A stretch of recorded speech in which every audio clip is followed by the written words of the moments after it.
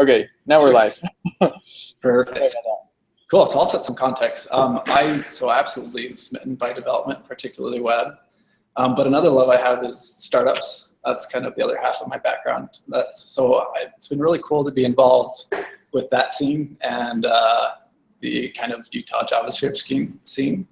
And so kind of my startup background gives me a little bit of a unique perspective, and something I've been observing just as I've been involved with the JavaScript scene is how kind of startup-y the JavaScript scene is. And anyway, so that's part of what I'm going to talk about at Utah JS conference. Is basically, I think our community is really, really cool. And part of what makes it cool is people like yourself that add value to that community. So I just like to kind of get an idea of your background, your experience with the community, and then talk to you specifically about some of your contributions, kind of with open source, your idea to pick up Angular Air, kind of your egghead involvement. But anyways, I'd love to start just to get an idea of your background and your experience with the Utah JavaScript scene, kind of what the timeline of that has looked like. Yeah, sure. So I started doing JavaScript at Domo, this company here in Utah that's making big waves in business intelligence, business management in general. Awesome team over there, and they're growing and they're hiring. So if you are looking for a job, I know they'd love to chat with you. So yeah, I built something well there called Genie.js, which is basically, if you're familiar with Alfred or Spotlight for Mac, or I think Windows has, like, you just hit the Windows key and you type whatever. I built that for the web. And so it's encapsulated, like the logic for it is encapsulated in this thing called Genie.js that I built. I've seen it. I think it's like on your home website. You have it implemented? It's cool. Yeah. And so the first conference or first meetup talk that I ever gave was at Utah JS in Orem about that library. And that's kind of where I got started in my involvement in the community. Obviously, there was that library was probably the first real contribution I made to the open source community. But yeah, so that was back in like December of 2012, I think. Nice. You can find links to all of my talks and stuff if you just go to talks.can'tseedots.com. That'll take you to a GitHub repo that has like a list of all my talks, and that one's on there. Can I ask you, so right, for a lot of people that's intimidating to even speak at a meetup. That might not seem like a big deal for, several people, but for a lot it's kind of like, oh man, that's scary. What gave you that initial push to do that? Yeah, that's a good question. Because actually that was the first meetup I'd ever been to. I'd never been to a meetup before. I discovered meetup.com and I saw, like, people go and talk about JavaScript. That sounds cool. This is just like on my way home. I'll stop for like an hour or two. So I think I'm a little extroverted, and so I'm not afraid to put myself out there and talk about stuff that I think is interesting. And so I'm also a bit of a ham, and so I don't mind getting up in front of people. Yeah, like I would say that if you are intimidated by speaking at a meetup or a conference, just do it. My coworker Justin, I encouraged him to speak at Utah JS and at the meetup, and he's now speaking at the Utah JS conference next week. Is this the Justin I met at Crack Rally? Yeah, Justin Mcmurray. He's awesome, really great. Yeah, he's a really nice guy. I like him a lot.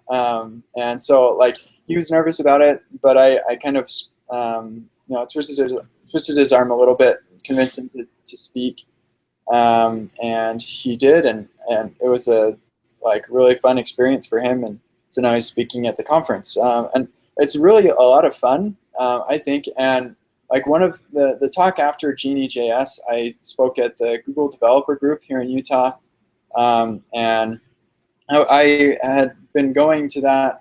I think that was actually my first meetup that I went to there, and they at the end, Aaron Frost said, "Now, what do you guys want to hear about next month?" and somebody mentioned karma, but they didn't want to speak about it. They just wanted to hear about the karma runner that Google developed.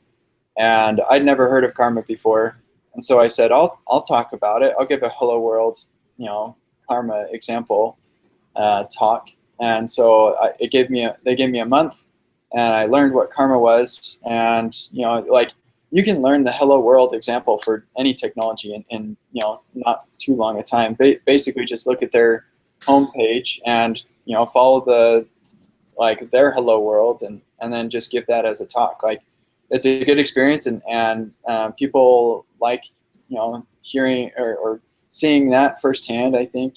And so, like, even though they can, like, lots of times I think people say, oh, I don't want to give a talk because, like, people could just go to the website and learn just everything that I could talk about. Well, yeah, that's very true, but there's a lot more when it's coming from somebody that you are seeing in real life, and like they can ask questions and that kind of thing. So you don't know too little. You know just enough to give a talk. So just do it. That's awesome. I love that. I don't know karma, but I'll talk about it. Yeah, I've done that a couple of times. In fact, I gave a talk in Sweden at JFocus, which is more of a Java conference, but they do web technology like JavaScript as well. And so I submitted a proposal using React in an Angular app, and I'd never done it before, but I knew it was possible because it was JavaScript. And so I submitted the talk proposal. I got selected, and I was like, okay, I guess I better learn how to do this. And I did. Like, there are some people who say, no, you have to be expert, like, the person about whatever it is that you're speaking about. And maybe that's true, but it's worked out great for me to learn the technology because I have a talk. And so as long as you know that it's possible, like, don't say something that, or like submit a talk for something you don't think, or that you don't know is possible, because you kind of paint yourself into a corner that way. But like, sure, if you know it's possible, and you know that you can figure it out before the talk time comes, then just propose it, and if you get selected, then you can work on it and you'll figure it out. It's worked out great for me anyway. So yeah, there's a C.S. Lewis quote I like. He just says, "It's amazing what you can do when you have to." All right, you commit yourself to that. Yeah, that's awesome. Pre-committing yourself to things is effective. That's really cool. Cool. So that's kind of like what got you into the meetups in general. Sounds like you got a bit of a bug just speaking, right? Enjoying adding value to other people. That's one thing I say about you, Kent, is you are really good at identifying just opportunities that maybe other people haven't taken to add value to maybe an underrepresented group or group in general, and taking the initiative to do that. Starting with, for example, like Angular Air. That's not a super common thing that's being done that I've seen other developers doing. What made you want to take the initiative to, right? And it's a lot of work to get guests together and get the tech all lined up to do Angular Air. Yeah, it is a lot of work. So Angular Air came from, like, originally I thought of the idea back in, like, it was last year in August or something like that. But I didn't like mention it to anybody. I just kind of thought, it'd be kind of cool to do a live, Hangouts on Air, because like I do Hangouts on Air for several, or I don't know, as long as it's been around. I always like to test out the new things that are coming out. And so I thought about that, and I think I tweeted, like, would anybody be interested in, like, just a panel? And there were people who expressed interest, but that was pretty much it. And then Todd Motto, now I can't remember, it's Motto, Todd Motto. He tweeted a month later or so, like, hey, I'm thinking about doing this thing, Hangout, like a live video, panel thing where we answer questions about Angular or something. Anybody interested in that? And I'd say, so I tweeted back, yeah, I'd totally do that with you. And then it kind of just lay around for a while, and then come like October or November, I said, hey, like, are we going to do this? And he said, yeah, I'd do it. So I kind of took it off and said, okay, let's do this, and I made it happen. Aaron Frost helped us get the Angular team for our first episode, episode index 0. So yeah, but we kicked it off with Angular 1 and Angular 2 with the Angular team, and that was awesome. And then from there, we started out with bi-weekly episodes because Todd was too busy.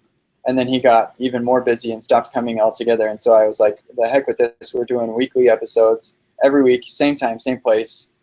Consistency matters. And so, yeah, we started doing weekly episodes back in like February or something like that, or March. And yeah, we have like 32 episodes or something now. It's been a lot of fun. I've seriously thought about starting up a React Air, because I really like React. In fact, my shirt today is React Rally, which is also a conference here in Utah.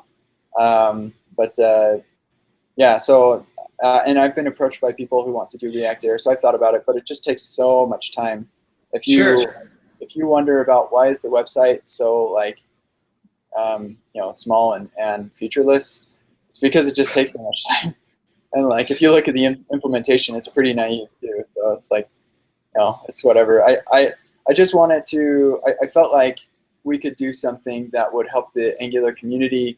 And I kind of wanted to be on Adventures in Angular as a panelist, but I emailed Chuck and I was like, hey, if you ever want a panelist, I'd love to be on. And he never got back to me. So I was like, oh, the heck with it. I'll just make it my own. I love that. So, there's so many cool, valuable just nuggets in there.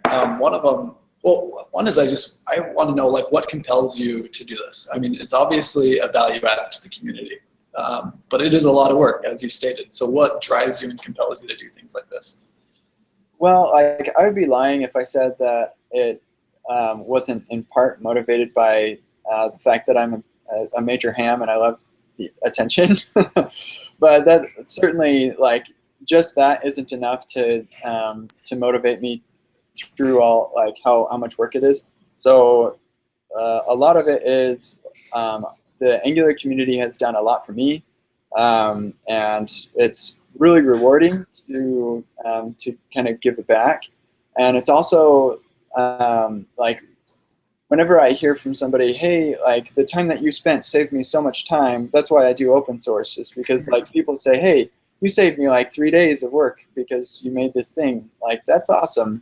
I really, like, that's rewarding. Yeah, maybe it took me 5 days, but I save a couple people 3 days, and that's awesome. And then like Angular Air, I think is fun because like I have questions I want to ask people, like Olivier, how does OC lazy load work, or yeah, like it's just a great way to say, hey, I know that you're busy, but you're helping more than just me. You're helping other people who will be watching the show. So yeah, and like just giving back is just really rewarding. So that's kind of one of the main motivators. It's really cool. The other thing I just wanted to highlight was the idea of, and I've talked to a handful of just people in the Utah.js community. One thing that trends is this idea of not giving, or persistence, right? You hear no, and that doesn't bother you, that doesn't faze you. This is what I want, this is the end goal. So however many no's I need to get through to get there, doesn't matter. Let's do this anyways. I think that's neat. Yeah, that's kind of the entrepreneurial thing too. I'm not much of an entrepreneur, but like you need that in the traditional sense, right? Yeah, totally.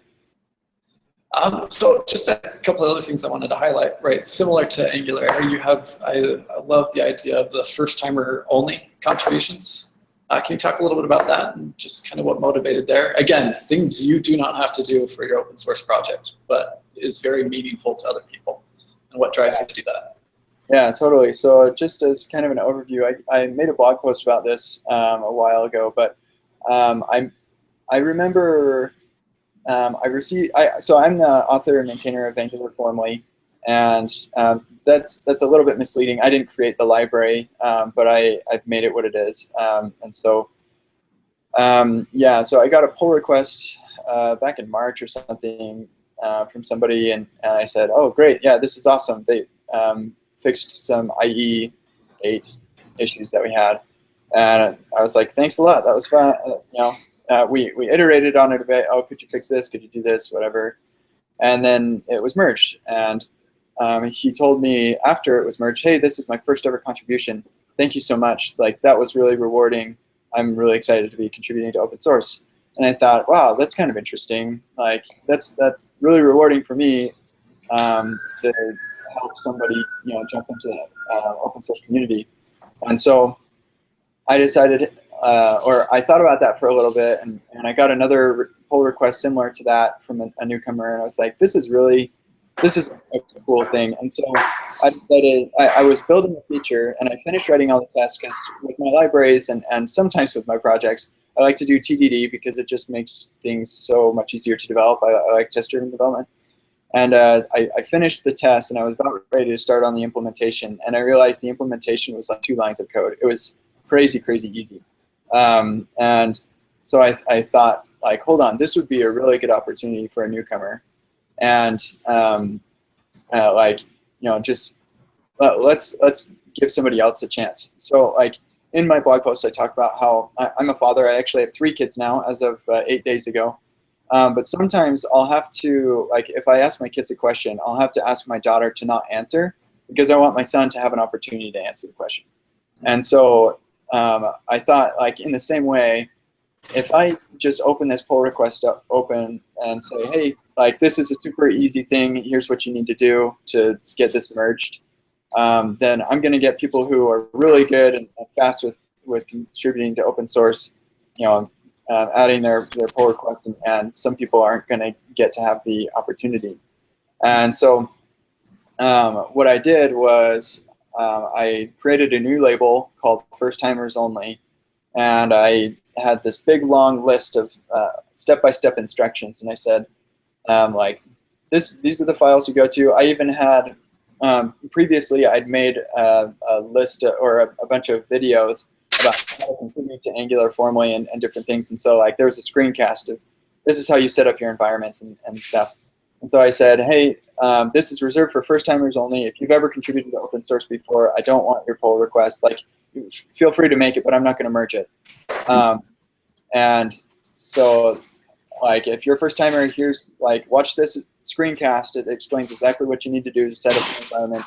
And then go to this test. Right now it's skipped. Change it.skip to it.only, so you only run this test. And make this test pass. That's your objective. And not only that, but I said, this is, like, where this is the line that needs to change. You need to add these 2 lines, and I even, like, specify sometimes. I'll say this is the exact code. If you copy paste this, then this is your answer. Because the objective isn't, like, how to make the contribution, how to make the implementation. That's not the hard part in your first PR. The hard part is making the PR, and, like, the experience of setting up somebody else's project and committing that that code and pushing it up and setting up the pull request and following the guidelines of the repository. So that's the process that I'm trying to teach people how to do it and how to get over that initial fear. So that's why I just give them the answer. This is what you need to do, like, step by step, and I'll hold your hand and I'll chat. And the couple of times I've done this, like, people will hit me up on chat and we'll go back and forth on Slack or Gitter, and I'll say, no, like, the problem you're having is this, do this. And, like, by the end of it, they've got their commit, I merge it, and everybody's happy and we celebrate, and it's all exciting, and they're motivated to go out and, commit, or, like, contribute to more open source projects because they've experienced it before, they know how. And so from there, it's just a matter of figuring out the implementation, and that's something that you just learn as a developer. Like, that's not my goal when I'm yeah, the scary part's the process. Like, how do I contribute to this foreign project, right? How do I environment? What's the process like? And the nice thing is, right, you're teaching them like good habits, good practices for open source. Yeah, really cool. Yeah, exactly. Like, teach them, like, we've got a contributing.md. This is common in lots of open source projects, and so yeah, follow that. Yeah, lots of these like common things in open source stuff. So I really encourage people to start doing this. If you're a project maintainer, please do. It's like, the idea isn't getting contributors so that you don't have to work as much, because it takes a lot more work. Not a lot, like basically like you implement it just like you would. Make sure that it's possible to implement. Write the test, make it pass, skip the test, and only commit the test. But then from there, like, it takes a little bit more work to like create the step-by-step. And if somebody needs to hold your hand, you should be willing to do that, because it's about bringing new people into the community, not about getting your library, contributions. Eventually, the hope obviously is that like eventually these people will be able to contribute to your library, and that like that's rewarding for them and for you. But yeah, that's not really the idea from the start. I love that. That's really cool. Finishing up a note here. It's a lot of things. I promised a lot of amount of time. I just want to briefly touch on kind of your experience with ACAD. Maybe just limit the question of some cool, right? What I want to highlight is that ACAD is coming out of Utah. It's used by people all over the country and all over the world, and it's super popular. But kind of the origins are with John, lives in Orem, Utah, which I think is really cool. And a significant number of the screencasters are in Utah as well. Do you have any other just kind of cool facts that people as part of the Utah jazz community would find interesting about ACAD? Well, you kind of touched on most of it. Origins in Utah. Lots of the screencasts or the authors are Utah, or instructors are Utah based. Yeah, that's kind of the cool Utah egghead stuff. I can't think of anything else specific that's like specific to Utah or anything, but Egghead is cool. I really like Egghead. I like the idea of bite-sized learning and videos. I think that we're developers, we're smart, so learning from code is the right way to go, and that's why pretty much all my conference talks and meetup talks are live coding, because I can stand up there and say words, but it's actually much easier, I think, to learn from code. And so that's, Egghead has made a big impact on my teaching style and my talk style, because of, just the learn from code. But yeah, that's pretty much it for Utah and Egghead. Yeah, and it's quality stuff for sure. And it kind of just comes with everything else. I know, right, you get residuals and kickbacks, but right, you're meeting actual needs that people have.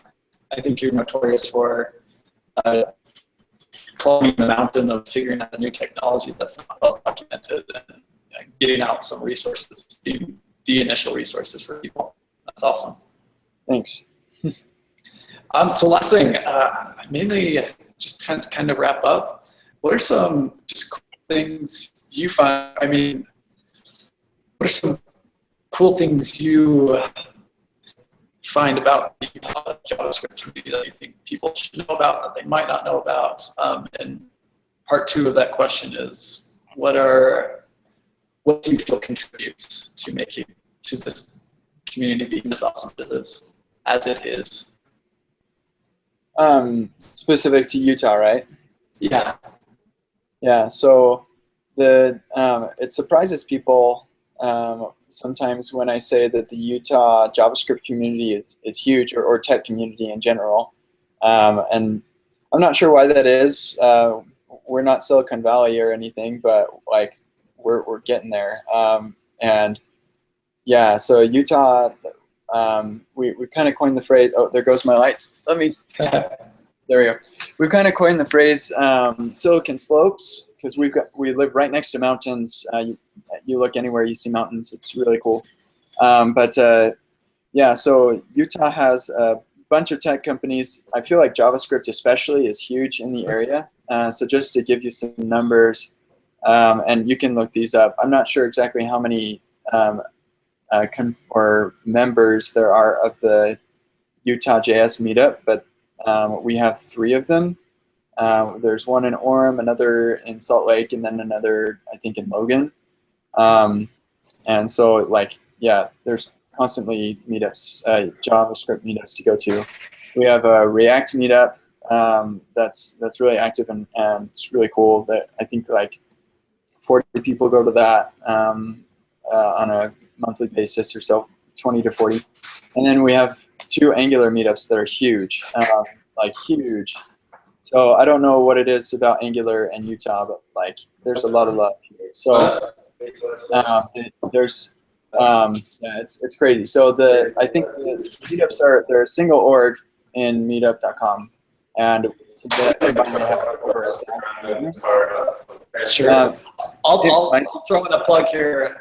There's a meetup in Provo as well called Provo JS that's actually catered to the beginning, like BU students, where they have a lot of web development, Dev Mountain graduates, basically less experienced people. Yeah. Yeah, I noticed that actually. I thanks for mentioning that. Yeah, I think that's good because that would make people more excited and willing to go to a meetup when it's more friendly to beginners. So that's cool. There's also Lunch.js, which is run by. What was that? You cut out on me there for a second. Yeah, you're cutting out on me a lot too. So hopefully, sorry. This thing is okay. But okay. But yeah, cool. And then there's Lunch.js, which is run by Instructure, another tech company in the area. They do React mostly, and so lots of their talks are kind of React based, but they do JavaScript subjects, and it's just like once a month on Tuesdays, I think. And yeah, so that's cool. That I feel like there's another JavaScript meetup that I'm forgetting. There's a bunch, right? They got node specific. It's incredible. Yeah, I saw another one recently that was starting up that was JavaScript native. So it was like using Electron to build native apps.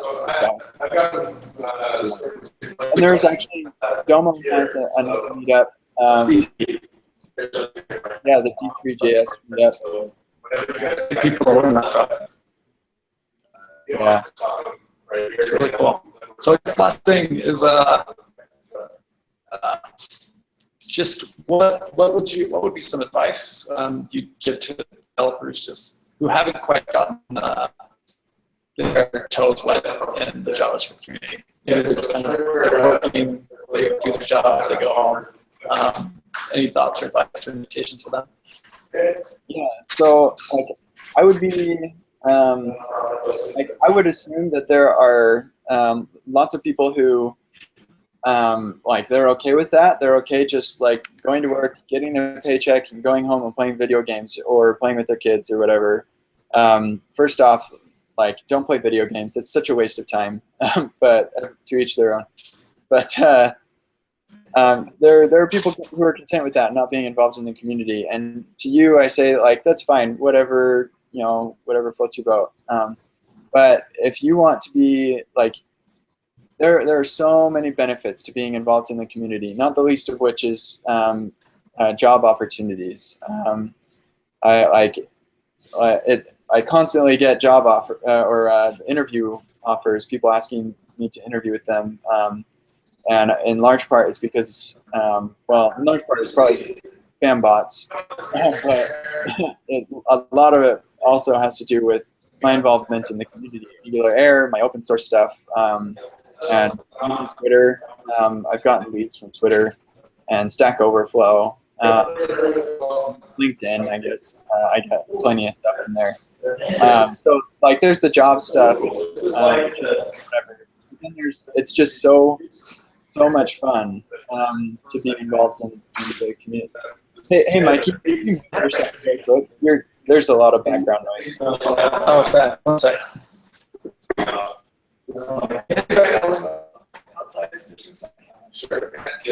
Okay. I muted you, so you can unmute yourself later. But yeah, so there's a lot of like, yeah, it's just a lot of fun to be involved in the community, and the like it's really rewarding. You learn a ton. Like, I mean, I learned about karma, and then I use that every day now, by just forcing myself to learn it by saying I'd give a talk about it. So yeah, being involved in the community is really valuable.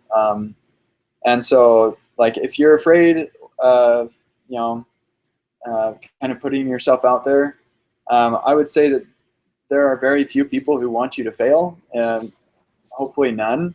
And so, yeah, like, most of us want you to succeed, and we want you to, to do well in your career or whatever. Like, and so lots of people are really open and helpful and friendly. And if they're not, then they're like, that's not nice, and you should tell them to be nice. But yeah, so I guess that's just some random thoughts that I have about the community. But if you're if you want to be in a good area that has like a really strong community, Utah is a fantastic place. Really awesome place to work, awesome place to raise a family, and it's got an awesome JavaScript community. So it's a really good list. Awesome. Hey, Ken, thank you for your time. And is it cool with you if I use some of the stuff we talked about in my presentation this week? Yeah, that's totally fine. Really cool. Hey, thank you. Appreciate it. Yeah. I'll chat with you later. Thank you. Bye.